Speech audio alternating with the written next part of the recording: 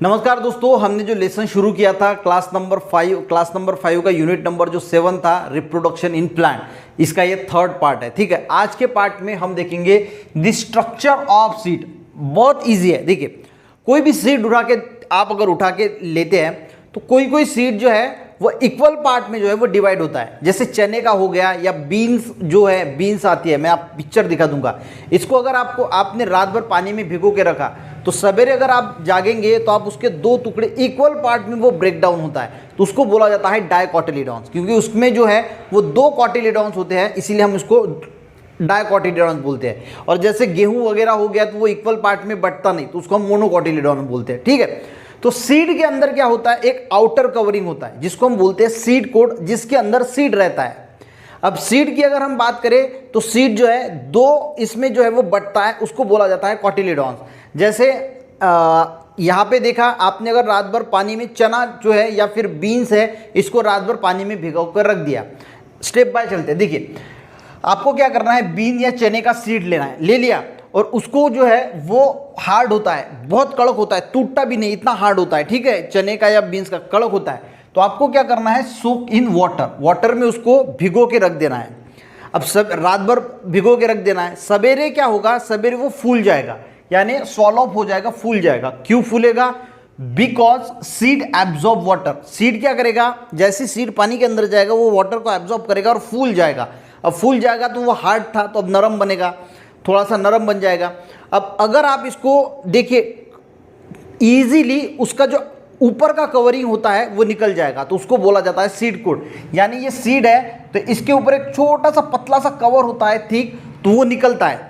अगर आप बीन्स लोगे तो वो भी कवर आप निकाल सकते हैं। बादाम अगर भिगो कर रखोगे तो बादाम का भी निकलता है, बीन्स का भी निकलता है, निकालने की कोशिश करोगे तो। ठीक है, और इक्वल पार्ट में जो बीन्स है या फिर चना है तो आप इसको इक्वल पार्ट में वो टूट जाता है, थोड़ा सा हल्का सा प्रेशर लगाएंगे तो वो इक्वल पार्ट में टूटता है। आपने कई बार देखा होगा, बीन्स में यहाँ पे दिखा दूंगा। तो वो समझ में आ गया। आपको एक एक्सपेरिमेंट करना है। सबसे पहले बीन्स लेना है या फिर चना लेना है, एक दो, और पानी में रात भर भिगो के रखना है। सवेरे इसको केयरफुली ऑब्जर्व करना है और तोड़ के देखना है, वो इक्वल पार्ट में टूट जाता है। समझ में आ गया क्यों टूटता है? क्योंकि फूलता क्यों है, वो फूल जाएगा क्योंकि वो वाटर को जो है वो एब्जॉर्ब करता है। समझ में आ गया?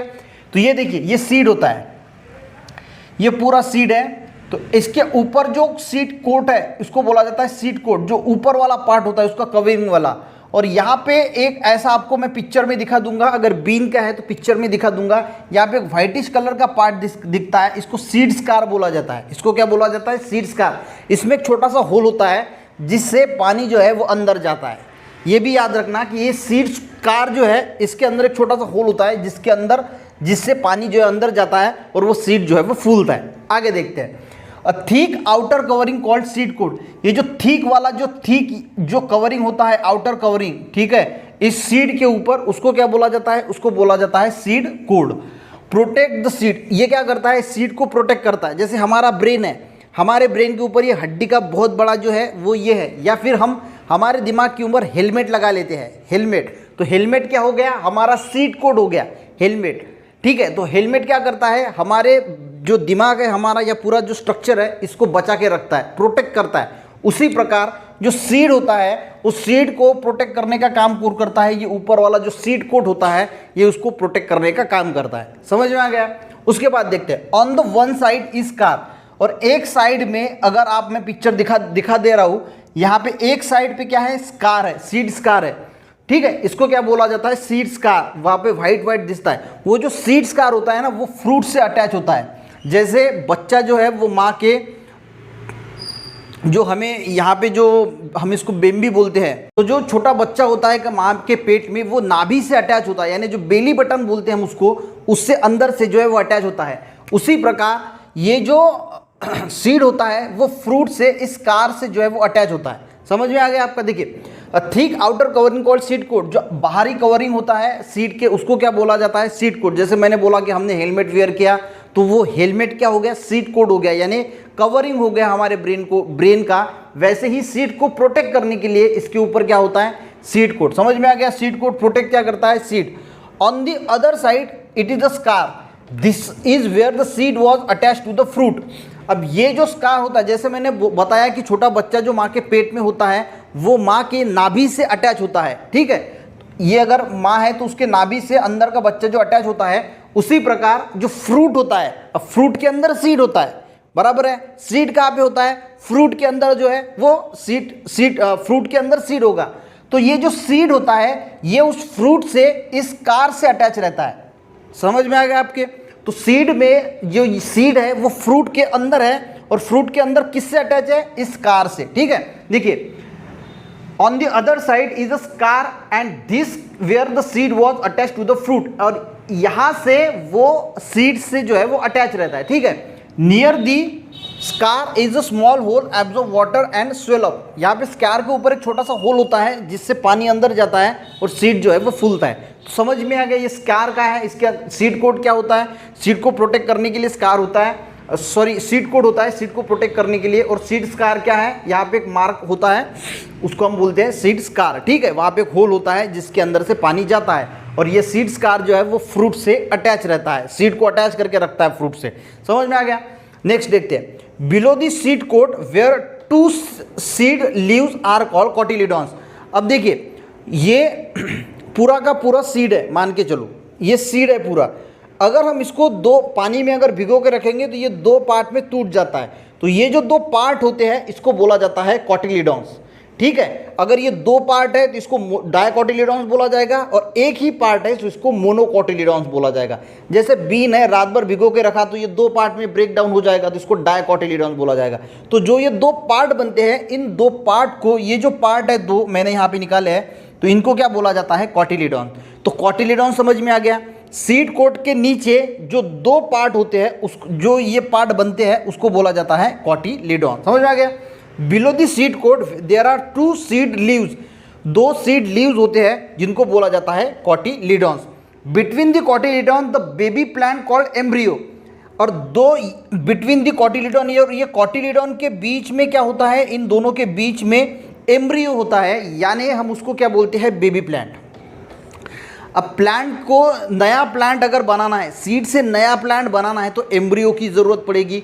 तो ये जो दो कॉटिलिडॉन्स होते हैं इनके बीच में क्या होता है? एम्ब्रियो होता है, जिससे नया प्लांट जो है वो बनता है, और एम्ब्रियो को हम क्या बोलते हैं? Baby plant. समझ में आ गया? The embryo contain baby shoot and baby root. इस एम्ब्रियो में क्या होता है? अगर इस एम्ब्रियो की अगर हम बात करें तो इसमें baby shoot and baby root, आपके बुक में अच्छी डायग्राम दी है वो देख लेना। तो इसमें क्या होता है? एम्ब्रियो के अंदर क्या होता है? Baby shoot and baby root जो है वो प्रेजेंट होते हैं। The embryo contain baby shoot and baby root, the cotyledon protect the baby plants. अब ये कॉटिलिडॉन्स क्या करते हैं? ये जो बेबी प्लांट्स होता है, यानी छोटा उसके अंदर जो एम्ब्रियो होता है उसको प्रोटेक्ट करने का काम ये कॉटिलिडॉन्स करते हैं, और पूरे सीड को प्रोटेक्ट करने का काम सीड कोट करता है। और जो एम्ब्रियो होता है इसको कौन प्रोटेक्ट करता है? तो ये जो कॉटिलिडॉन्स होते हैं ये उसको जो है वो उसके अंदर होता है और उसको प्रोटेक्ट करने का काम करता है, बाकी चीज़ों से जो है उसको बचाए रखता है। समझ में आ गया? The cotyledons protect the baby plant, they also store the food for the baby plant. और ये जो कॉटिलिडॉन्स होते हैं ये क्या करते हैं? फूड को भी स्टोर करके रखते हैं फॉर दिस एम्ब्रियो। यानी जो ये बेबी प्लांट होता है, इस बेबी प्लांट को आगे ग्रो करने के लिए, यानी जिंदा रहने के लिए फूड तो को चाहिए ना, तो ये भी स्टोर कौन करता है?